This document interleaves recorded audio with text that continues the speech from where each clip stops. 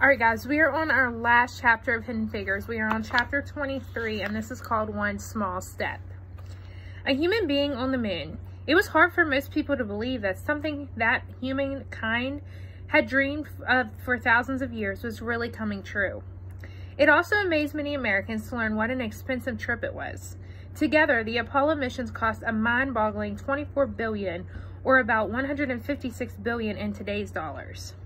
Not everyone believed in the exploration of space was worth the astronomical price tag.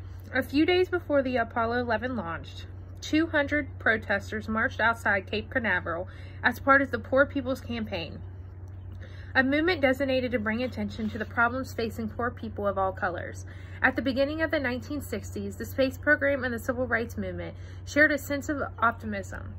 Scientific idealists believed that the technical know-how would make the future better, and civil rights activists fought hard to ensure that everyone, regardless of race or color or background, would receive blessings of democracy that the United States Constitution promised to all of its country's citizens.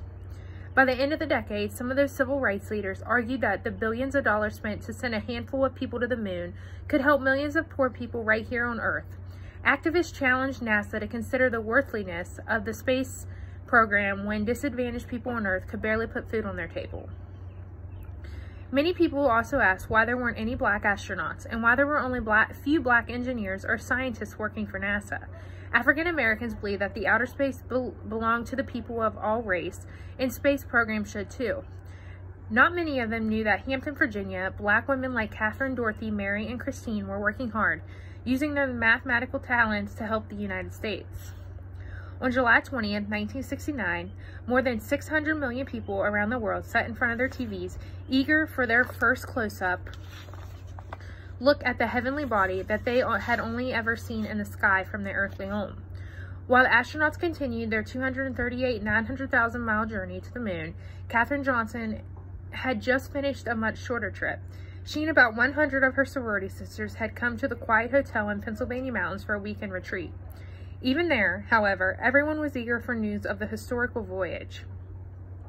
The other women crowded around the hotel's small black and white television, listening to the news anchors and watching the screen as the astronauts glided closer and closer to their destination.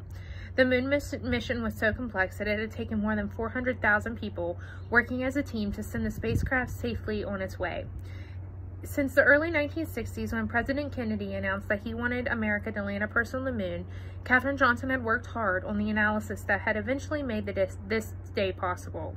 She had given years of hard work to NASA and its mission, but the hardest part might have been sitting and watching astronauts moving away from Earth through the cold vacuum space, bound for the moon.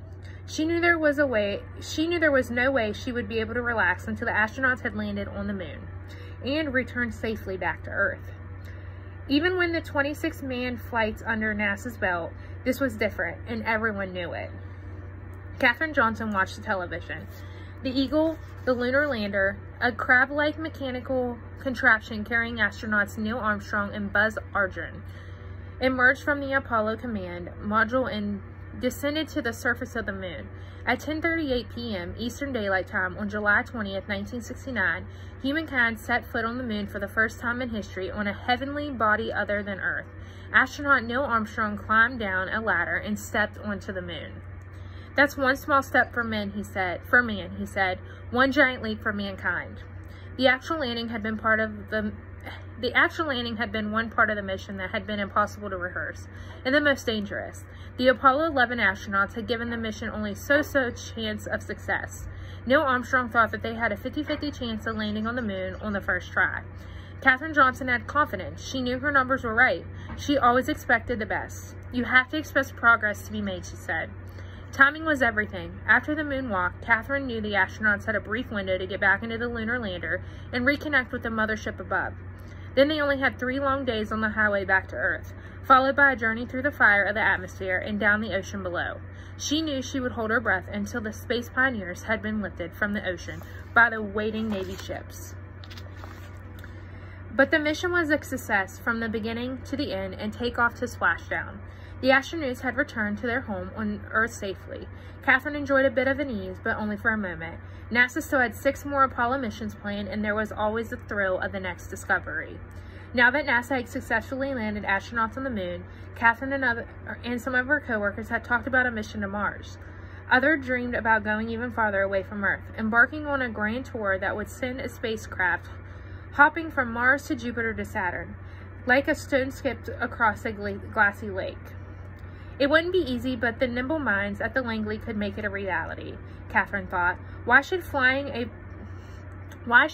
person to Mars be any less achievable than sending a man on orbit around the Earth or landing a man on the moon? One thing built on the next. Katherine Johnson knew once she took the first step, anything was possible. So that is the end of Hidden Figures. So for this discussion, I just want you to tell me what you liked about the book. What was your favorite part of the book? What do you think that you learned from the book that can help you in your everyday life?